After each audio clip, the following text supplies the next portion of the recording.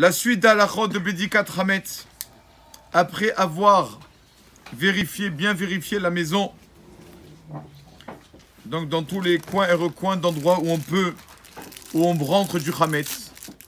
Par exemple, la voiture aussi, il faut savoir, tous les endroits où des fois on rentre du Hametz, il faut le sort du Bédikat Hametz vérifier à la lumière de la bougie ou d'une lampe électrique, on a dit.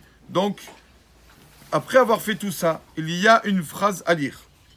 Mais malheureusement, nous, toute l'année, quand on prie, comme on ne connaît pas le Lashon HaKodesh, l'hébreu, alors des fois on fait la tefila, la hamida, on ne sait pas ce qu'on dit malheureusement, parce qu'on ne connaît pas la traduction.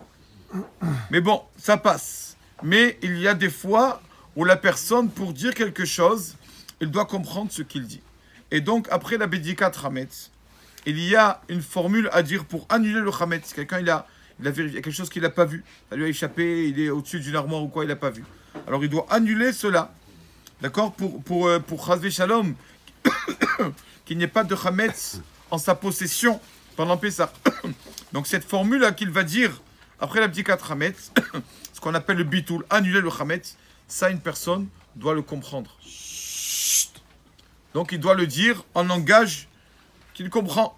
Voilà, je le traduis. Voilà ce qu'il va dire la personne.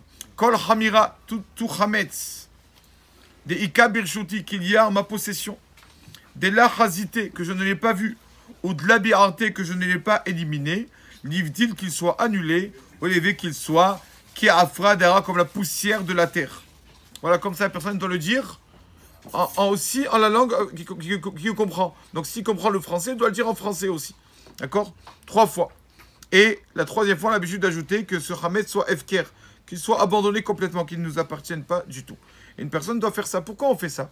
Parce que c'est vrai que souvent, ça peut, voilà, comme j'ai dit, ça peut arriver qu'une personne, il a du Hametz et du à la maison et il ne sait pas. Au fond de l'armoire ou quoi, ou sa femme n'a pas fait attention, il ne sait pas. Donc pour éviter tout cela, même s'il y en a qu'on n'a pas vu, on l'annule. C'est vrai que dans la Torah, normalement, ça aurait suffi d'annuler le Hametz, d'annuler, sans nettoyer, sans l'enlever, d'après la Torah.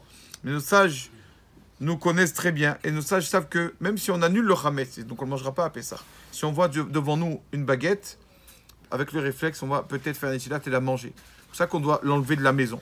Après la Torah, ça suffit d'annuler. Mais nous, nos sages nous ont demandé, non, enlève tout de la maison parce que tu ne sais pas. Avec le réflexe, tu vas venir à peut-être manger du Hametz. Aujourd'hui, la Iloula d'un tzaddik, Rabbi Aaron Rata.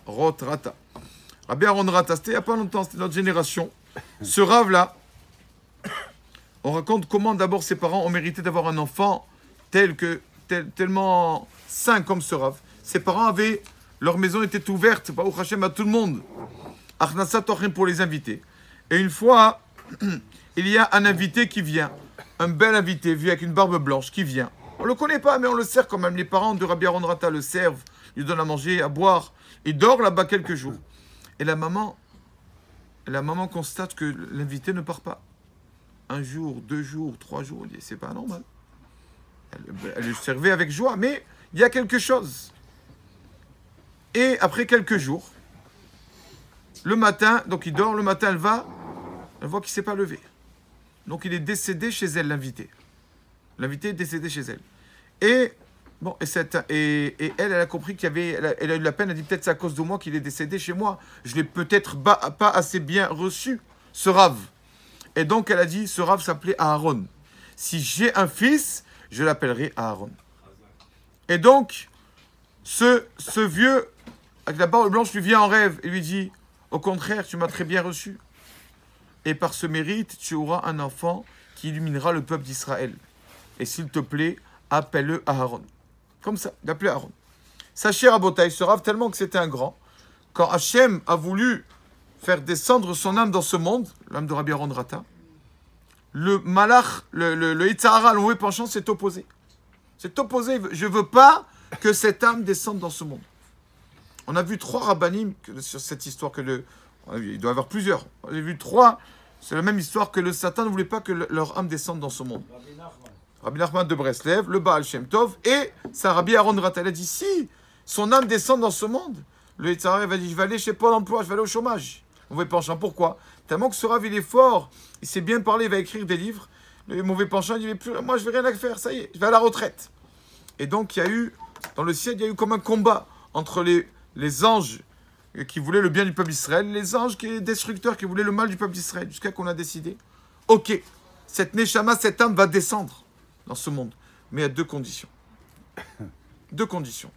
Première condition, qu'il ait toujours des personnes qui sont contre lui, qui s'opposent à lui toujours. Même des rabbins, tout. Qu'il y ait toujours des personnes qui s'opposeront à lui. Et deuxièmement, qu'il soit toujours malade.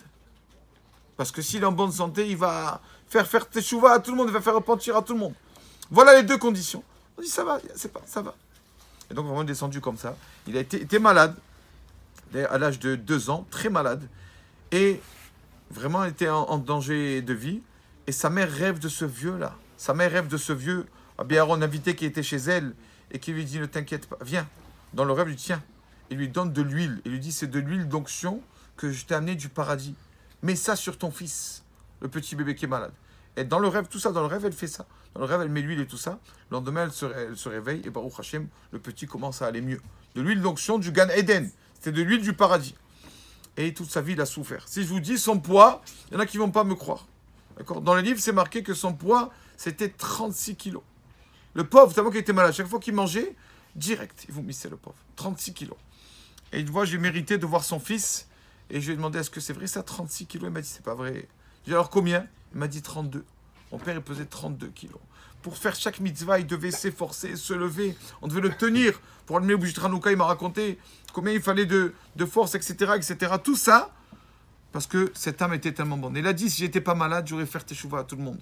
Mais c'était la condition pour faire descendre son âme. On lui a demandé, Rabbi, on peut savoir d'où vous tirez votre force. Chaque bénédiction que vous faites, ça marche. Donnez-nous la recette, Rabbi. Comment vous faites? Il leur a dit, voilà ma recette, j'ai une chose. C'est quoi? Dites-nous, Rabbi. Toute simple, il leur a dit. Il leur a dit, quand je marche dans la rue et que je vois quelque chose que je ne dois pas regarder, que je dois faire attention à mes yeux, et je baisse mes yeux, au lieu de regarder ça, d'accord, je baisse mes yeux, je fais attention à mes yeux. Alors quand je baisse mes yeux, je dis à Hachem, Hachem, s'il te plaît, parce que j'ai baissé mes yeux, fais attention à mes yeux, s'il te plaît, bénis tel juif et tel truc, ils ont besoin, ils sont malades, guéris-les. Et dès que je fais ça, la personne guérit. C'est le moment où je vois quelque chose que je ne devrais pas voir, et je fais attention à mes yeux, je tourne la tête ou je ferme les yeux, ça s'appelle un Eit Ratson, un moment de miséricorde.